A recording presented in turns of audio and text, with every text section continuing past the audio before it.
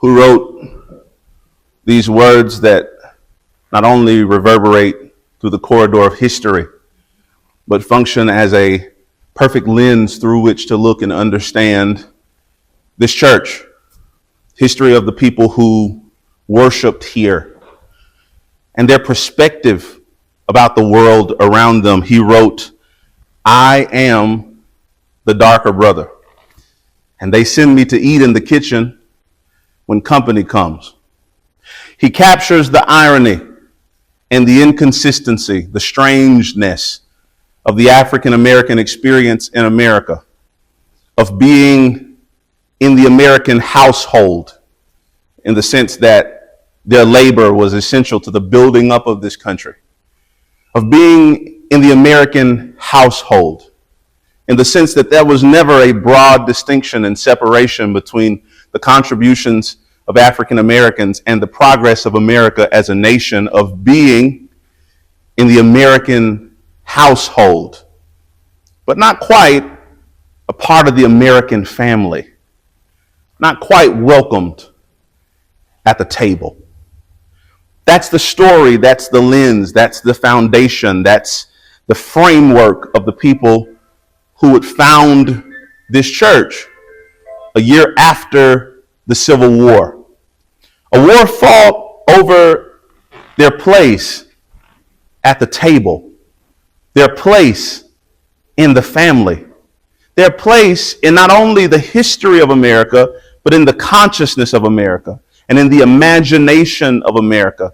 21 former slaves met in the home of Miss Jane Young, who herself had been a former slave, and gathered together with the desire to found a church, but more than a church, a community, but more than a community, a home, a place that would shape not only their understanding of God, but how future generations, their children and their grandchildren, would come to understand themselves. It's fitting that the church was found in a home, because a home is what First Missionary Baptist Decatur would be. It would be a home in the coming generations, where people would come and learn not only of the vertical relationship that existed between them and the God who had made them in his image, but the horizontal relationship that bound them to live a certain way and strive to make their world and communities better. From the living room of Miss Jane Young and her humble home, the church grew, and they began meeting in a storefront building on the banks of the Tennessee River. On the banks of the Tennessee River, where so many people began their journey to faith, not only through the sacred rite of church membership, but through the ordinance we recognize in the Baptist church called baptism.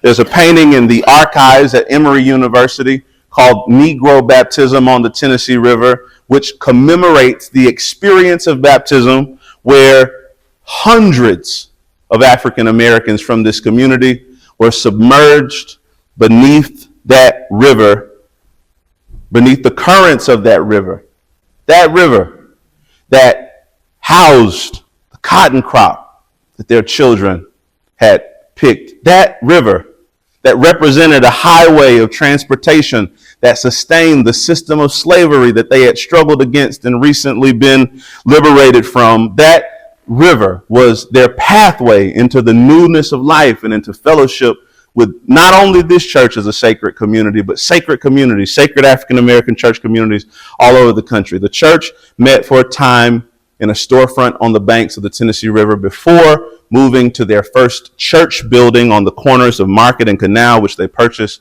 from a previously white congregation, before outgrowing that facility, purchasing this property on the corner of Market and Canal, and in 1921 contracting Wallace A. Rayfield, the second licensed African-American architect, to build the facility that we worship in and that we gather in now. Rayfield, second licensed African-American architect, a jewel in the crown of black genius, trained at Columbia University, having taught for Booker T. Washington at Tuskegee University, having constructed not only First Missionary Baptist Decatur, but the 16th Street Baptist Church in Birmingham, King's Memorial down the street, Wayman Chapel around the corner, and churches nearly too numerous to name that cultivated not only one's relationship with God, but one's identity and understanding of oneself in the world. In a country that said to generations of black people that they were less, Rayfield built churches that affirmed to them that they were more. Rayfield in 1921 builds this facility to house a congregation that had been organized and galvanized around an understanding of God that pushed them to make the world around them more just and more like the God that they put their faith in. The events of the Scottsboro boys' trial would happen little over a decade after this church was built.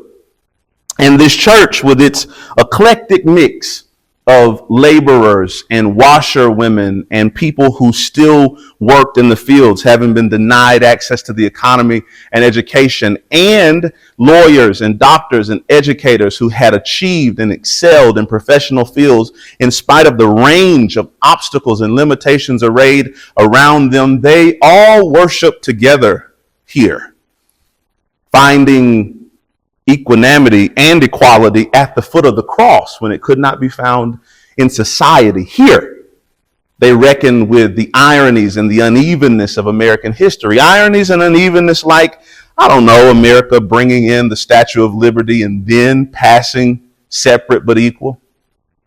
Saying to the world, give me your tired, your hungry, your poor, your wretched, huddled masses yearning to breathe free. I lift my lamp by the golden door, yet turning its back to the wretched and huddled masses that have been created by the institution of slavery in this country. Here is where they reckoned with those ironies, smoothed out those spaces of unevenness, and cultivated community. And community for them meant more than worship, but community meant leaving the doors of this church and striving to make the world more just, which is why when the Scottsboro boys' trial relocates to Decatur, the church finds itself playing a central role. Mr. Leibowitz, who is the attorney for the defense, comes to understand that there are no African Americans on the jury, that there is no legal mechanism or policy mechanism by which African Americans could even be included in the jury process. And he begins to craft a legal strategy that will in effect petition the court and bring them to understand the problem and the illegality of excluding African Americans from the jury rolls. Now, the position of not only the court and not only the political system of the day, but the city writ large and America writ large at the time, was that African Americans were excluded from jury rolls because African Americans were incompetent. Yet, this church, this community, and the history of the people who served here functioned as a referendum on that idea because they could not be incompetent and be lawyers and doctors. They could not be incompetent and be entrepreneurs and business owners. They could not be incompetent and be mothers and fathers raising their children and grandchildren to understand what it meant to engage in democracy and citizenship in this country in a responsible way. This church stood in opposition to the predominating cultural and sociocultural political norm that African Americans were incompetent. And what Leibowitz begins to do is meet with the African American community at meetings hosted in this church and put together lists of potential African American jurors. He stands up against this political norm. But more impressive than his standing is their standing. Because the Ku Klux Klan, you understand, and white supremacy, both overt and covert, conspired to keep this community in silence and in fear. The Ku Klux Klan You must understand. And white supremacy, both overt and covert, wanted to advance the message and the narrative that silence was safety. And the willingness of African Americans in this church and in this community to be included on that list, to raise their hand and protest the mistreatment and maltreatment and the exclusion of African Americans from the political process and the jury process, was them being willing to risk their lives and their livelihood in the pursuit of justice. The names of the men and women that you see in the windows around us commemorate many of the individuals who raised their hand. Men like Dr. Stirs, first African American who built a hospital in this city, who had achieved great professional and likely great economic success, raised his hand and was willing not only to risk life and limb, but livelihood so that he might pursue justice. Men like Dr. Sykes. This is where I joke that that's God calling. Men like Mr. Sykes, who was an entrepreneur and an active and engaged member of this church and in this community, risked life and limb.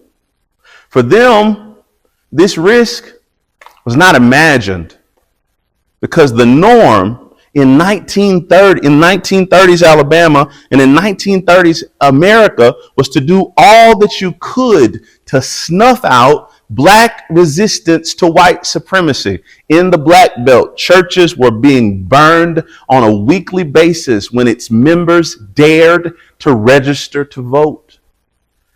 It was not a small thing that these people, so many of them, not all members of this church, but members of this community and all members of the African American experience, were willing to risk their lives by coming to these meetings where Leibowitz, in partnership with the community, crafted a legal strategy that would ultimately change the legal landscape of this country, resulting in a consequential civil rights landmark court ruling.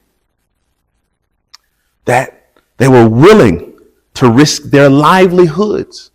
They had overcome so much, but because they understood that there was still so much to be overcome for their people, they came to the meetings that were hosted here. They raised their hands to be added to the list. They went to the trial, and they defied injustice in a context where they were in the American household, but not at the American table. The history of this church is possible, and the legacy of this church goes on because of people like them. The church is greatly involved in the Scottsboro Boys case and in Supreme Court cases and in civil rights activities and actions from 1930s to the present day. They were sent to eat in the kitchen when company came. Their sacrifices unnoticed. Their genius unappreciated. Their citizenship unrealized. Yet they sacrificed and they served to make this city more just. They found a home here, and they welcomed each other into a home here. And they cultivated in a generation of African Americans what it meant to be a part of a greater family and the responsibility that comes with being members in that family. And that's the legacy of our third home, First Missionary Baptist Decatur. Questions?